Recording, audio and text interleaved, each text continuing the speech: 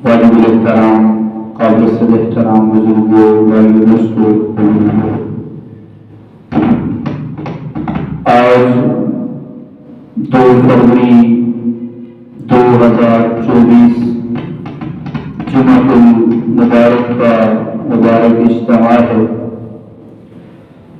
हमारे आज के इस जुमे का मौजू बहुत ही ज़्यादा वसी है।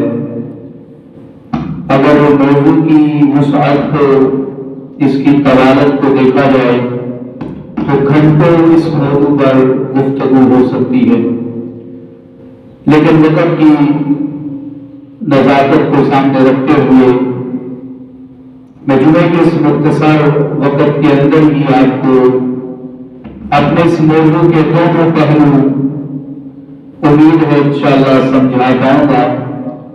अल्लाह ताला हम सबको हक सच कहने और उस पर अमल पैरा होने की तौफीक अता फरमाए। रजब के महीने के एतबार से अपने मिजाज के मुताबिक मैं हर महीने के मौजू के मुताबिक गुफ्तगू करने का कायल भी हूँ, आदी भी हूँ, लेकिन आज का जुमा मैं अपने मौजू को आइंदा जुमे की तरफ मुंतकिल करते हुए इस वक्त का वो हंगामी मौजू है इलेक्शन के हवाले से कि हमारा हुक्मरान कैसा होना चाहिए, कौन सी ऐसी सिफात हैं जो एक उस इंसान में होना जरूरी है जो हमारे ऊपर हुक्मरानी करने का अहल हो सकता है, और वोट की शरई हैसियत क्या है। आज के माशरे में बहुत से लोग ऐसे भी हैं कि जो ये ज़हन रखते हैं कि आज के दौर में वोट डालने का कोई फायदा नहीं। ये उनका अपना नजरिया, उनकी राय तो हो सकती है, लेकिन याद रखिएगा जब हम इसको शरई नुक्ता निगाह से देखते हैं बहसीयत मुसलमान, हमें ये चाहिए कि हम इसको समझें कि वोट की हैसियत क्या है। दरअसल वोट एक तरह की गवाही है। जिस तरह गवाही को छुपाना और झूठी गवाही देना हराम है, इसी तरह वोट को भी छुपाना ये भी उसी हुर्मत का दर्जा रखता है। लिहाजा इसकी एक बड़ी मिसाल हमारे मुफ्ती आजम पाकिस्तान मुफ्ती जो तकी उस्मानी साहब हैं बड़ी बेहतरीन अंदाज में समझाने के लिए देते हैं कि एक तालाब है और वो तालाब गंदगी से भरता चला जा रहा है, और एक वक्त वो था कि उसी तालाब के अंदर साफ पानी था, हत्ता कि इसके अंदर मछलियां परवरिश पाती थी, और ये तालाब का पानी लोग इससे वुजू किया करते थे और बहुत सारे अपने इस्तेमाल में इस पानी को लाया करते थे। लेकिन एक आदमी ने उसके अंदर नजासत फेंकी, फिर दूसरे ने, फिर तीसरे ने, करते करते वो तालाब इस कदर गंदा और मैला हो चुका है कि उसका पानी न पीने के काबिल है, न नजासत को जायल करने के काबिल है, बल्कि उससे उसके पास से गुजरना भी इस वक्त दुश्वार है। अब अगर तमाम अहले इलाका इस चीज के ऊपर मुत्तफिक होकर बैठ जाएंगे ये गंदा तालाब है, इसको साफ नहीं किया जा सकता, तो ये आने वाली नस्लों तक भी इसकी नजासत और गंदगी जो है मुंतकिल होती चली जाएगी। लेकिन अगर कुछ समझदार लोग बैठकर इस बात पर मुत्तफिक हो जाए कि नहीं, गंदा जो होना था हो चुका, हम इसको मिलकर साफ करेंगे और उसमें हर शख्स अपना अहम किरदार अदा करेगा, तो इंशाअल्लाह अल्लाह की बात से उम्मीद है कि एक वक्त ऐसा आएगा कि ये तालाब दोबारा इस काबिल हो जाएगा कि लोग इसके पानी से नफा हासिल करें। बिल्कुल यही मिसाल आज के दौर के अंदर वोट और इलेक्शन में खड़े होने वाले लोगों की है। आज हर इलेक्शन में खड़ा होने वाला आदमी ये दावा करता है कि हम निजाम को बेहतर करेंगे, हम ये कर देंगे, हम वो कर देंगे। अगर आप इनकी तकारीर को सुनेंगे तो आप हैरान हो जाएंगे कि दुनिया में लगता है कोई पाकिस्तान ایک نئے انداز میں نقشے میں ابھرنے والا ہے، جبکہ ایسا بالکل نہیں ہوتا۔ بہت ساری باتیں صرف ظاہری بناوٹی ہوتی ہیں، حقیقت سے ان کا دور تک بھی کوئی تعلق نہیں ہوتا۔ لہذا یہاں پر اتنی بات سمجھنے کے بعد کہ ووٹ کی شرعی حیثیت گواہی کی ہے، اور گواہی دینے والا گواہ جو ہے اس کے اندر جو صفات ہونی چاہیے، گواہی دینے والا جو گواہ ہے اس کے اندر سب سے پہلی صفت یہ ہو کہ وہ جھوٹا نہ ہو اور دھوکے سے وہ کام نہ لے، طرفداری سے کام نہ لے، بلکہ صاف ستھری گواہی جو سچائی پر مبنی ہو وہ دے سکتا ہو، تو ایسے آدمی کی گواہی کا اعتبار ہے۔ فقہاء نے گواہی کے معاملے میں اس قدر احتیاط کی ہے کہ جس آدمی کو آپ نے راستے میں چلتے ہوئے کوئی چیز کھاتے پیتے دیکھ لیا تو وہ آدمی بھی کسی دوسرے کے حق میں گواہی دینے کا اہل نہیں رہتا۔ اس قدر نازک معاملہ ہے یہ گواہی کا۔ تو ووٹ بھی دینا یہ گواہی ہے۔ میں اس بحث میں نہیں جاتا کہ آپ ووٹ کس کو دیں گے، کس کو دینا چاہیے۔ میں جب آپ کے سامنے وہ 18 صفات اس مختصر وقت میں ذکر کروں گا جو ایک وقت کے حکمران کے اندر یا ہر بڑے عہدے پر فائز آدمی کے اندر پائی جانی ضروری ہے، اس سے یہ فیصلہ اب آپ کے اوپر چھوڑ دیا جائے گا کہ اب آپ ان تمام صفات کو سننے، سمجھنے، جاننے کے باوجود اب آپ اپنے اس گواہی کے حق کو کس طرح استعمال کرتے ہیں۔ اس گواہی کے حق کا استعمال، اس کا اختیار آپ کے پاس ہے۔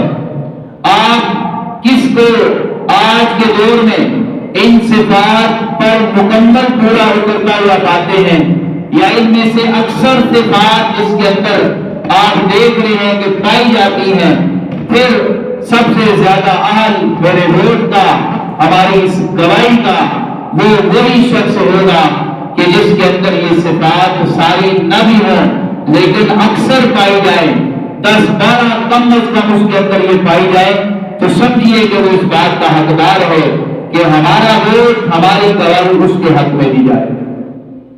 آج کے معاشرے کے اندر ہر آدمی کوشش کرتا ہے ان دنوں کے اندر کہ میں جو ہے وہ جتنا ہو سکتا ہے تو فوتگی ہو فوراً میں جنازے کے لیے پہنچوں، اور اسی طرح ہر موقع پر پہنچوں، لوگوں کے مسائل، یہ چیزیں یاد رکھیے گا کہ جتنا بھی یہ معاملہ ہے گواہی کا یا ووٹ کا، اس کا تعلق آپ کی خدمت سے ہے۔ یہ خدمت کا ووٹ ہے، لوگ اسی کو ووٹ دیں گے جس نے ان کی خدمت کی ہوگی، جو ان کے کام آیا ہوگا، جس نے ہر طرح اپنے آپ کو، اپنی جماعت کو، اپنی پارٹی کو پیچھے رکھ کر اہل علاقہ کی، اہل وطن کی خدمت کے اندر اپنا کردار ادا کیا ہوگا، لوگ اس کو ترجیح دیتے ہیں۔ اور پھر یاد رکھیے گا کہ صرف قرآن و حدیث ہی سے نہیں بلکہ قرآن و حدیث کے ساتھ ساتھ ان تمام صفات کو ہم قرآن و حدیث سے پرکھنے کے ساتھ ساتھ پاکستان کے آئین جو ہمارا 73 کا آئین ہے، اس کے اندر جو آرٹیکل کی مختلف قسم کی جو شکیں ہیں، ہم ان کو بھی مد نظر رکھتے ہوئے آگے بڑھتے چلے جائیں گے کہ کس طرح ہمارا جو وقت کا حکمران ہے وہ کن صفات کا حامل ہونا چاہیے اور کس طرح وہ اس قابل ہو کہ ہم اسے ووٹ دے سکیں۔ یہ صفات آپ کو یہ بات واضح کریں گی کہ آپ کس طرح ایسے لوگوں کا انتخاب کر کے ان کو اپنے اوپر حکمران مقرر کر سکتے ہیں جن کے اندر یہ صفات ساری کی ساری ہیں یا ان میں اکثر جو ہے وہ پائی جاتی ہیں۔ ان میں سب سے جو پہلی صفت ہے وہ ہے مسلمان ہونا۔ دنیا کے اندر بہت سارے ایسے آپ کو ممالک بھی ملیں گے کہ جن کے ہاں حکمران کے لیے شرط ہے کافر ہونا۔ امریکہ کے ہاں شرط ہے کہ جو حکمران ہو وہ یہودی ہو، قطع نظر رنگ، بش گورا تھا، اوباما کالا تھا، وہاں گورے کالے کا فرق نہیں کیا گیا، بلکہ مذہب کا فرق کیا گیا ہے کہ دونوں یہودی تھے۔ اسی طرح ہمارا پڑوس ملک ایران، اس کے اندر، اس کے اپنے آئین کے اندر یہ بات موجود ہے کہ وقت کا حکمران شیعہ مذہب سے تعلق رکھتا ہو۔ کوئی بھی سنی آج تک ایران کا نہ حکمران بن سکا ہے نہ بن سکتا ہے۔ یہ ہر ملک کا اپنا قانون ہے، ہر ملک کا اپنا آئین ہے جس کے اندر انہوں نے ان چیزوں کو لازمی قرار دیا ہے۔ اسی طرح ہمارے ملک پاکستان کے آئین کے اندر بھی یہ بات واضح ہے۔ 1973 کا آئین آرٹیکل نمبر 91 نمبر آرٹیکل میں لکھا ہے کہ وزیر اعظم کو قومی اسمبلی کا مسلم رکن ہونا چاہیے۔ صدر ہو، اس کا آرٹیکل 42 میں لکھا ہے کہ صدر بھی مسلمان ہو اور وزیر اعظم بھی مسلمان ہو۔ یہ وہ سب سے پہلی صفت ہے اس انسان کی جو ہمارے اوپر حکمرانی کی اہمیت رکھتا ہے کہ وہ مسلمان ہو، چاہے وہ صدر ہو چاہے وہ وزیر اعظم ہو، دونوں یہ ملک کے بڑے ہوتے ہیں، ان کا صدر، ان کا وزیر اعظم، وہ مسلمان ہونا یہ سب سے پہلے اس کی صفت ہے۔ جیسے کہ اللہ جل جلالہ نے بھی سورہ آل عمران کے اندر بھی ارشاد فرمایا ہے، یا ایھا الذین آمنوا لا تتخذوا بطانة من دونکم لا یألونکم خبالا، اے ایمان والو تم اپنوں کو چھوڑ کر دوسروں کو اپنا رازدار نہ بناؤ، وہ تمہاری خرابی اور بربادی میں کوئی کسر چھوڑ کے نہیں رکھیں گے۔ اور اگر آپ تاریخ میں دیکھیں تو ہمارے اوپر جو ایسے حکمران گزرے ہیں کہ جو ہمیشہ یہود اور نصارہ کے ایجنٹ رہے ہیں اور ان کے ایجنڈے پر انہوں نے کام کیا ہے، تو انہوں نے اپنے ملک کے ساتھ کتنی بڑی غداری کی ہے۔ تو اس لیے سب سے پہلا جو اہم ترین اصول ہے، اہم ترین جو صفت ہے ہمارے وقت کے حکمران کی، اس کا مسلمان ہونا ضروری ہے۔ اور اسلام صرف ظاہری نہیں بلکہ باطنی اعتبار سے بھی ایمان اس کے اندر اترا ہوا ہو، اس کے دل کے اندر اس قدر راسخ ہو کہ اس کا کوئی بھی عمل، کوئی بھی فیصلہ اس کا اسلام سے ہٹ کر نہ ہو، دین اور ایمان سے ہٹ کر نہ ہو۔ اور جب یہ شرط لگا دی تو پھر حکمران شرابی نہیں ہو سکتا، پھر حکمران زانی نہیں ہو سکتا، پھر حکمران دھوکے باز نہیں ہو سکتا، پھر حکمران جناب خائن نہیں ہو سکتا۔ اسلام کی شرط نے تمام تر خرابیوں کو دور کر دیا جو خرابیاں ہر دور میں ہمارے حکمرانوں کے اندر مختلف انداز کے اندر پائی جاتی تھی۔ تو سب سے پہلی صفت جو اس حکمران کی ہے وہ ہے مسلمان ہونا۔ لہذا یہ بات واضح ہوگی کہ کوئی کافر بذات خود ہمارے ملک پاکستان کا حکمران، صدر یا وزیر اعظم بن بھی نہیں سکتا، اور جو مسلمان ہمارا حکمران بنے وہ کسی بھی غیر مسلم کے ایجنڈے پر کام کرنے والا نہیں ہوگا۔ یہ اس کی خاص قسم کی صفت ہے۔ اور آگے بڑھیے، دوسری صفت ہے مرد ہونا۔ بعض لوگوں کو بھی جوش آ جاتا ہے کہ میں بھی الیکشن لڑوں گی، میں بھی آگے بڑھوں گی۔ لڑنا چاہیے، آگے بڑھنا چاہیے، لیکن گھر کی حد تک۔ جب اسلام نے اور اللہ تعالیٰ کے قرآن نے یہ فیصلہ کر دیا الرجال قوامون علی النساء کہ مرد عورتوں پر حاکم ہیں، یہاں پر یہ بات واضح ہو گئی کہ حکمران کا مرد ہونا ضروری ہے۔ کیوں مرد ہونا ضروری ہے؟ آئیے اسی آیت کی تشریح میں، یہ آیت سورہ بقرہ کی آیت نمبر 34 ہے، الرجال قوامون علی النساء۔ قرآن کہہ رہا ہے کوئی بھی بات اپنی طرف سے کہنے کا نہ مزاج ہے نہ میں اس چیز کا قائل ہوں۔ جو بھی صفات ہم ذکر کر رہے ہیں ہر ایک کی دلیل قرآن اور حدیث سے ساتھ ساتھ آپ کی سماعتوں کی نظر کرتا چلا جا رہا ہوں کہ مرد حاکم اور سرپرست ہے عورتوں پر۔ جناب رسول اللہ صلی اللہ علیہ وسلم نے بڑا واضح ارشاد فرمایا، بخاری شریف کی حدیث مبارکہ ہے 4425 نمبر ہے حدیث مبارکہ، کہ لن یفلح قوم ولو امرهم امرأة، وہ قوم کبھی بھی کامیاب نہیں ہو سکتی جس نے عورت کو اپنا حاکم بنایا ہو۔ اب اگر اس پر بھی میں مزید تفصیل میں جو وقت بہت کم ہے، تو جب ہمارے اس ملک کے اوپر بھی عورت کی حاکمیت رہی تو اس وقت کے حالات اور اس وقت کے واقعات کیا تھے، ہر آدمی جو اس دور کا جو نا اس حوالے سے اچھا مطالعہ رکھتا ہے جانتا ہے۔ جناب رسول اللہ صلی اللہ علیہ وسلم نے جو واضح ارشاد فرما دیا کہ وہ قوم کبھی بھی کامیاب نہیں ہو سکتی کہ جس نے اپنے اوپر عورت کو حکمران بنایا، تو دوسری صفت ہمارے حکمران کی کیا ہے کہ وہ مرد ہو، اس کا مرد ہونا ضروری ہے، باقی اور کوئی بھی اس کے اندر سسٹم نہیں ہونا چاہیے۔ آگے آپ خود دیکھ لیں۔ تیسری صفت ہے صالح، یعنی نیک ہو۔ بڑا مشکل کام ہے حکمران کا نیک ہونا۔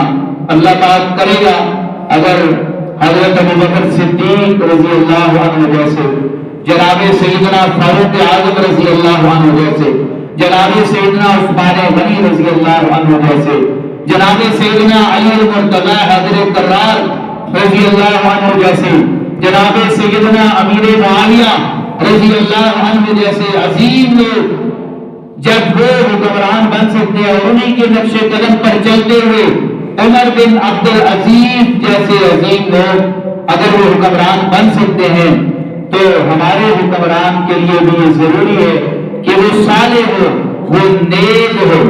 اور اللہ پاک نے سورہ بقرہ کے اندر ہی آیا مبارکہ 124 میں اس کو بھی اللہ تبارک و تعالی نے واضح کیا، وَإِذِ ابْتَلَىٰ إِبْرَاهِيمَ رَبُّهُ بِكَلِمَاتٍ فَأَتَمَّهُنَّ قَالَ إِنِّي جَاعِلُكَ لِلنَّاسِ إِمَامًا قال ومن ذریتی قال لا ینال عہد الظالمین۔ اور جب آزمایا ابراہیم علیہ السلام کو ان کے رب نے چند امتحانات کے ذریعے، تو ابراہیم علیہ السلام کو اللہ تبارک و تعالی نے جب انہوں نے اپنے امتحانات میں اعلیٰ پوزیشن حاصل کی، اللہ نے فرمایا کہ میں تمہیں سب لوگوں کا امام بناتا ہوں۔ ابراہیم علیہ السلام نے عرض کیا کہ اور کیا میری اولاد سے بھی یہی وعدہ ہے؟ فرمایا میرا وعدہ نہیں پہنچتا ظالموں کو۔ آگے چل کے آئے گا کہ وقت کا حکمران ظالم نہ ہو، جابر نہ ہو، اور اسی طرح بہت ساری آگے اور چیزیں بھی آئیں گی۔ تو یہاں تیسری صفت آپ نے سنی کہ وقت کے حکمران کے اندر تیسری کوالٹی اور تیسری صفت اس کے اندر کیا ہونی چاہیے کہ وہ نیک اور صالح ہو۔ اور نمبر 4 عالم دین ہو، دین کا عالم ہونا یعنی جاننے والا ہونا۔ اس سے مراد درس نظامی کا عالم ہونا ضروری نہیں، بلکہ دین کا علم ہو، چاہے اس نے یونیورسٹی سے ہی جو ہے نا 4 سالہ شریعہ کورس کیا ہو، اس سے بھی اس کو جو ہے نا بہت سارے مدارس کے پڑھے ہوئے سے بھی زیادہ نالج ہو جاتا ہے۔ تو مقصد ہے عالم ہو، یعنی دین کا علم رکھنے والا ہو، جو حکمران بننے کی اہلیت رکھتا ہے۔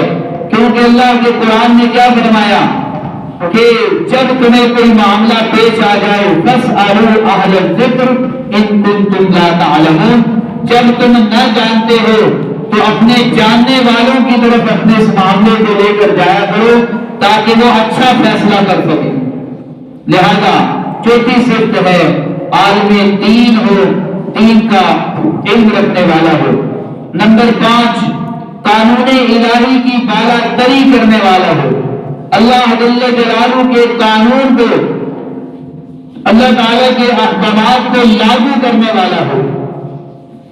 چوری کی ہے، اس کے دور میں کسی نے چوری کی ہے تو چور کو جیل میں عیاشی کے لیے نہ چھوڑ دے، بلکہ اس کی چوری ثابت ہونے پر اس کے اوپر شرعی سزا لاگو کرے۔ یہ وقت کے حکمران کا کے اوپر فرض ہو جاتا ہے، اور یہ تب ہی ہو سکتا ہے جب اس کے اندر یہ جذبہ ہو کہ میں حکمران بن کر اللہ تعالیٰ کے قانون کی بالادستی کے لیے میں اپنا اہم کردار ادا کروں گا۔ ہماری قسمت کتنی کھوٹی ہے کہ جب بھی کوئی الیکشن کا موقع آتا ہے جو بھی کھڑا ہوتا ہے جلسے میں آپ کی نالیاں پکی کر دوں گا، میں آپ کی نالی سے نالا بنا دوں گا، میں نالے کو جو ہے نا وہ نالا نئی کے ساتھ جوڑ دوں گا۔ بس یہی آپ کو سننے کو ملتا ہے، آپ کی گلیوں کے منہول بن جائیں گے، آپ کا یہ ہو جائے گا وہ ہو جائے گا۔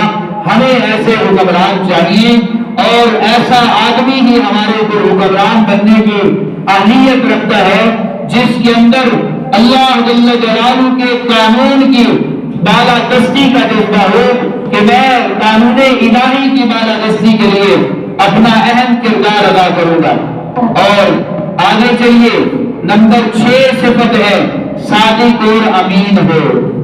یہ ہمارے آرٹیکل کے اندر بھی موجود ہے اور اس پر بہت سارے معاملات گزشتہ عرصے میں آپ نے سنے بھی ہوں گے، دیکھے بھی ہوں گے۔ اس بحث میں جانا فضول ہی ہوگا، بس اتنا ذہن میں رہنا چاہیے کہ ہمارا وقت کا حکمران یا وہ انسان جو ہمارے اوپر حاکمیت کے خواب دیکھ رہا ہے، اس کے لیے صادق یعنی سچا اور امانتدار ہونا ضروری ہے، کیونکہ یہ معاملہ بھی بڑا حساس قسم کا معاملہ ہے۔ اس کے قول فعل کے اندر تضاد نہیں ہونا چاہیے، بلکہ اس کے اندر وہ صفات ہونی چاہیے جو قبل میں بھی ذکر کی جا چکی اور جو آگے بھی ذکر ہو رہی ہیں۔ جناب رسول اللہ صلی اللہ علیہ وسلم نے بھی یہاں پر ایک واضح ارشاد فرمایا، ما من والی یلی رعیتہ من المسلمین، جو بھی مسلمانوں کا حاکم بنے وہ اس حالت میں مرے فیموت وہو غاش لہم، کہ وہ انہیں دھوکہ دینے والا تھا، الا حرم اللہ علیہ الجنہ، پھر اس کا ثواب بھی اس کو مل جائے گا کہ اللہ ایسے آدمی پر جنت کو حرام کر دے گا۔ یہ کوئی آسان معاملہ نہیں ہے حکمرانی کا۔ اور آگے چلیے، نمبر 7 دین کا محافظ ہو، دین کی حفاظت کرنے والا ہو۔ جو بھی آتا ہے کبھی ختم نبوت کے قانون کے ساتھ چھیڑا چھاڑی کرنے کی کوشش کرتا ہے، ذلیل و خوار ہو کے رہ جاتا ہے، اور کبھی ناموس صحابہ کے قانون کے ساتھ، کبھی اسلامی دیگر عقائد کے ساتھ چھیڑا چھاڑی کی کوشش کرتا ہے، اور وہ یہ سمجھتا ہے کہ میں غیروں کے اس ایجنڈے کو پورا کر لوں گا۔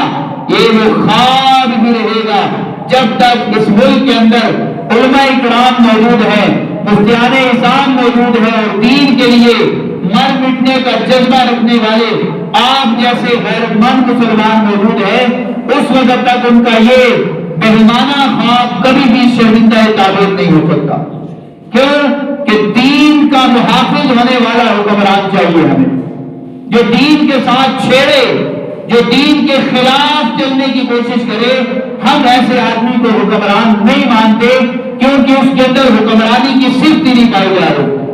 اور آگے چلیے، نمبر 8 رعایا کا مکمل خیال رکھنے والا ہو، ایسا سخت دل نہ ہو کہ اس کے زمانے میں لوگ بجلی کے بلوں کے زیادہ آنے پر خودکشیاں کر رہے ہیں اور اس کے کان پر چوب بھی ڈریں گے۔ ایسا بھی پتھر دل اور سنگ دل حکمران نہ چاہیے کہ اپنی بجلیاں فری استعمال کی جا رہی ہیں، کیسے فری استعمال کی جا رہی ہو، اور لوگ بیچارے اپنی تنخواہوں سے بڑھ کر مزدور اپنی مزدوری مہینے بھر کی مزدوری سے کئی گنا اوپر کا بل کا بوجھ اٹھا کر قبر کے اندر اترنے کو ترجیح دے۔ ایسے حکمران بھی نہیں چاہیے۔ حکمران وہ چاہیے جس کے اندر یہ صفت ہو کہ وہ اپنی رعایا کا مکمل خیال رکھنے والا ہو۔ جناب سیدنا فاروق اعظم رضی اللہ عنہ تشریف لے جا رہے ہیں، جنگل سے گزر ہو رہا ہے، رونے کی، بچوں کے رونے کی آواز آتی ہے۔ خادم اسلم صاحب سے پوچھا کہ کس طرف سے رونے کی آواز آ رہی ہے، اس طرف چلو۔ جب اس طرف کو آواز کی طرف کو گئے تو وہاں ایک عورت اپنے بچوں کو لے کر جنگل میں بیٹھی ہے اور بھوک کی وجہ سے اس کے بچے رو رہے ہیں۔ سیدنا فاروق اعظم رضی اللہ عنہ نے پوچھا بچے کیوں رو رہے ہیں؟ کہا بھوک کی وجہ سے رو رہے ہیں۔ کہا تم نے اپنے حکمران سے ان کی بھوک کے ختم کرنے کا مطالبہ نہیں کیا؟ تو اس نے جواب دیا کہ ہمارے حکمران کو ہمارے حال کی کیا خبر؟ تو انہوں نے جواب دیا ارے اس کو تمہارے حال کی کیا خبر ہو سکتی ہے؟ تم بالکل جنگل میں ایک طرف کو بیٹھی ہو، یہاں اس کو کیا خبر ہے؟ جواب دیا اس بڑھیا نے، سنہری حروف میں لکھنے کے قابل ہے، کہ اگر ہمارے حال کی خبر نہیں رکھ سکتا تھا تو ہمارے اوپر حکمرانی کا حق بھی نہیں رکھتا تھا۔ اس بڑھیا کا جواب تھا۔ تو حکمران کی 8ویں صفت کیا ہونی چاہیے کہ وہ رعایا کا مکمل خیال رکھنے والا ہو، اس کو نیند نہ آئے اپنی رعایا کی پریشانی کی وجہ سے، اور اس وقت تک وہ چین نہ پائے جب تک کہ اس کی رعایا سکون کی نیند نہ سو جائے۔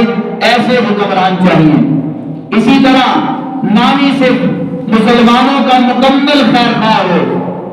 ہم یہاں پر یہ نہیں کہتے کہ دیگر مذاہب والوں کو جو ہے نا ملک سے نکالنا شروع کرتے، نہیں، بلکہ بین المذاہب ہم آگی کے قوانین، اس ملک کے قوانین کے جو ہے نا تحت جو بھی اس کے اصول و ضوابط ہیں ان کو مد نظر رکھتے ہوئے، اقلیتوں کے حقوق کا تحفظ کرتے ہوئے، مسلمانوں کے حقوق اور مسلمانوں کے ساتھ خیرخواہی رکھنے والا ہو، ان کے ساتھ زبردستی کرنے والا اور ان کو حق بیان کرنے پر جو ہے نا وہ پابند سلاسل کرنے والا نہیں ہونا چاہیے۔ اور نمبر 10 ہے غریبوں ضرورت مندوں کے کام آنے والا۔ کوئی آدمی غریب ہے، اور یاد رکھیے گا غریب اور امیر یہ انسان کے اپنے اختیار میں نہیں ہے۔ اللہ تعالیٰ نے واللہ یرزق لمن یشاء بغیر حساب، اللہ جسے چاہتا ہے بے حساب رزق عطا کر دیتا ہے، اور جس کو چاہتا ہے رزق کی تنگی میں مبتلا کر دیتا ہے، آزمائش میں مبتلا کر دیتا ہے۔ غریب ہونا کسی غریب کا قصور نہیں ہے، بلکہ حکمرانوں کی ذمہ داری ہے۔ جس طرح آپ صلی اللہ علیہ وسلم کے زمانے میں جس وقت زکوٰۃ کا حکم آیا، اس کا مقصد اسی غربت کا خاتمہ تھا کہ امیر، دنیا میں 2 قسم کے لوگ ہیں، امیر ہے، غریب ہے۔ امیر اپنے مال کو پاک کرنے کے لیے 2.5% اس میں سے زکوٰۃ نکالے گا۔ وہ زکوٰۃ ان غرباء کے اندر تقسیم کر کے ان کی غربت کا بہترین انداز میں خاتمہ کیا جا سکتا ہے۔ یہ اسلام نے بڑا بہترین ایک قانون زکوٰۃ کی صورت میں ادا کیا ہے۔ اگر زکوٰۃ ادا کرنے والے جن پر زکوٰۃ فرض ہو گئی ہے، اگر وہ بجائے پورے مال پر سانپ بنے رہنے کے، پورے مال کے رکھوالے بننے کی بجائے اس میں سے شرعی اعتبار سے زکوٰۃ کا حصہ نکالتے رہیں تو یقیناً اس ملک کے اندر سے غربت کا خاتمہ کیا جا سکتا ہے۔ تو وقت کا حکمران ایسا ہونا چاہیے جو غریبوں اور ضرورت مندوں کی مدد کرنے والا ہو۔ اسی طرح 11ویں صفت ہے یتیموں، مسکینوں اور غریبوں کی مدد کرنے والا۔ یہ بھی تقریباً ملتی جلتی ہے، یعنی اس میں آپ یتیم بھی ایڈ کر دیں۔ ایک بچہ ہے، کئی بچے ہیں جن کا والد فوت ہو جاتا ہے، تو اب ان کی ذمہ داری بھی وقت کے حکمران پر پڑ جاتی ہے۔ آج کے دور میں تو بہت ساری NGOs، بہت سارے ایسے ٹرسٹ بنے ہوئے ہیں جو آپ کے ملک کے اندر کام کر رہے ہیں، اور واقعتاً ان غریبوں کی، ان مسکینوں کی، ان یتیموں کی، بے آسرا لوگوں کی، حتیٰ کہ ان کی تعلیم تک کے لیے اور ان کو ہنرمند تک بنانے کے لیے، ان کی صحت کے لیے بہت ساری کوششیں کر رہے ہیں۔ اور پھر بہت سارے مسلمان پاکستان کے اندر سے بھی اور دنیا کے مختلف ممالک سے بھی پاکستان مسلمان ان کی پاکستان میں مدد کرتے ہیں، کیونکہ یہ وہ کام کر رہے ہیں جو اصل میں حکمرانوں کی ذمہ داری تھی۔ اور اسی طرح 12ویں صفت ہے عدل اور انصاف کرنے والا ہو۔ حکمران کے اندر اگلی صفت کیا ہے؟ 12ویں صفت کیا ہے؟ کہ وہ عدل اور انصاف کرنے والا ہو۔ اس کے اندر کسی طرح کی ملاوٹ نہیں ہونی چاہیے، خالص انصاف کرے۔ اس کے اندر کسی طرح کی مال کی آمیزش نہ آ جائے کہ مال کی چمک کہیں اس کو اپنی طرف متوجہ کر کے انصاف سے دور نہ لے جائے۔ یاد رکھیے گا یہ بھی بہت زیادہ اہم ترین مسئلہ ہے۔ سورہ نساء کے اندر رب ذوالجلال نے ارشاد فرمایا ان اللہ یأمرکم ان تؤدوا الامانات الی اہلھا وَإِذَا حَكَمْتُمْ بَيْنَ النَّاسِ أَن تَحْكُمُوا بِالْعَدْلِ۔ اللہ تمہیں حکم کرتا ہے کہ امانتیں اہل کے سپرد کر دو، اور جب لوگوں کے درمیان فیصلہ کرو تو عدل کے ساتھ فیصلہ کرو، انصاف کے ساتھ فیصلہ کرو۔ یہ مت دیکھو یہ میرا رشتہ دار ہے، یہ میرا عزیز ہے، لہذا اس کی طرفداری کر کے میں معاملہ الٹ پلٹ کر دوں گا، بات کو گول مول کر دی جائے، ایسا نہیں۔ بلکہ اللہ تعالیٰ نے واضح اور جناب رسول اللہ صلی اللہ علیہ وسلم نے بھی فرمایا انما اهلك الذين قبلكم انهم كانوا اذا سرق فيهم الشريف تركوه واذا سرق فيهم الضعيف اقاموا عليه الحد. تم سے پہلے جو امتیں گزری ہیں وہ اسی لیے تباہ ہوئی ہیں کہ انہوں نے انصاف کو چھوڑ دیا تھا. ان میں کوئی اگر طاقتور آدمی، اگر تو کمزور آدمی اگر ان میں کوئی چوری کرتا یا کوئی بھی ایسا خلاف اصول کر جاتا فوراً اس کو سزا دی جاتی، اور اگر طاقتور کرتا تو پھر مال کی چمک جو ہے ان کو انصاف سے دور لے جاتی تھی. اللہ کے محبوب علیہ السلام کی حدیث سے مبارکہ سے جو صحیح بخاری شریف کی حدیث ہے. اور پھر آپ نے یہاں تک فرمایا اس ذات کی قسم جس کے ہاتھ میں میری جان ہے، اگر فاطمہ بنت محمد بھی چوری کر لیتی تو میں ضرور اس کا بھی ہاتھ کاٹ دیتا. یہ واقعہ میں پہلے بھی کئی مرتبہ سنایا ہے کہ جس وقت فاطمہ مخزومیہ نے چوری کی اور بعض لوگ آئے اور انہوں نے کوشش کی کہ اس کو بچا لیا جائے، اور حضرت اسامہ بن زید رضی اللہ عنہ کے ذریعے کوشش کی کہ آپ صلی اللہ علیہ وسلم کے ساتھ سفارش کروا کر اس کو بچا لیا جائے. اس وقت آپ جلال میں آئے، اس سے بھی آئے، اور یہ ارشاد آپ نے اس موقع پر فرمایا کہ اگر فاطمہ بنت محمد بھی ہوتی تو میں اس کا بھی اس پر جو ہاتھ کاٹتا. یہ ہے عدل و انصاف جو وقت کے حکمران کی 12ویں صفت ہونی چاہیے. اور 13ویں صفت یہ ہے کہ عہدے اور مناصب صرف اہل لوگوں کو دے، انہی لوگوں کو عہدہ اور منصب دے جو اس کے اہل ہیں، غیر اہل کو یہ عہدہ نہ دے. اور اس کا عکس آپ نے گزشتہ سالوں میں، گزشتہ حکومتوں میں دیکھ لیا. ہمارے یہاں کیا ہوتا ہے، جو چاچا بابا مامے دا چاچے دا پھپھی دا خالہ دا سارا لحاظ کے بھی جناب کوئی اس کی تمیز ہی نہیں ہوتی کہ اہل لوگ، پڑھے لکھے سمجھدار لوگ جن کو اس عہدے پر فائز کرنا لازم تھا ان کو پیچھے ہٹا کر اور ان پڑھ اور جاہل لوگوں کو جب بٹھا دیا جاتا ہے تو پھر ہمارے کتنے سارے ملک کے ادارے کیوں خسارے کے اندر جا رہے ہیں. اس کا سبب یہی ہے کہ اس اصول کی سراسر خلاف ورزی کی جاتی ہے. اسی طرح نمبر 14 عمال حکومت کا محاسبہ کرنے والا. سیدنا فاروق اعظم رضی اللہ عنہ کی عادت شریفہ تھی کہ جب کسی کو کوئی عہدہ دینا چاہتے تو جا کر اس کی محلے کی مسجد میں فجر کی نماز جا کر ادا کرتے تھے اور ڈھونڈتے تھے وہ فجر میں بندہ ہے کہ نہیں ہے. اگر مل جاتا تو کہتے یہ اہل ہے، نہ ملتا جا کر پوچھتے کہ کوئی شرعی عذر کی وجہ سے تو غیر حاضری نہیں ہوئی. جب کنفرم ہوتا کہ کوئی شرعی عذر نہیں تھا، سستی کی وجہ سے فجر میں غیر حاضری ہوئی، ایسے آدمی کو کبھی بھی عہدہ نہیں دیتے. اس سے یہ بات بھی واضح ہوئی کہ حکمران کا نمازی ہونا بھی ضروری ہے. صرف کیمرے کے سامنے نماز جنازہ کی ویڈیو بن گئی، اب کیمرے کے سامنے ہے تو آپ ان کے ہاتھ دیکھ لیں کس طرح ان کے ہاتھ بندے ہوتے ہیں، پتہ ہی نہیں ہوتا کہ نماز کا طریقہ کیا ہے. اس لیے حکمران کا، عمال حکومت کا محاسبہ کرنے والا، ان سے حساب کتاب لینے والا، ایک ایک چیز کا ان سے حساب کتاب لینے والا کہ یہ ذمہ داری آپ کو دی تھی، آپ نے اس پر کیا کار فرمائی کی ہے، وہ ساری پوچھ گچھ کرنا ان کی ذمہ داری ہے. اور نمبر 15 ملک کا محافظ ہو، ملک کا غدار نہ ہو، ملک کے ساتھ غداری نہ کرے، ملک کے راز دوسروں کو نہ پہنچائے. جیسے میں نے پہلے بھی آیا مبارکہ جس میں اللہ تبارک و تعالی نے واضح ارشاد فرمایا اپنوں کو چھوڑ کر غیروں کو اپنا رازدان نہ بنائے.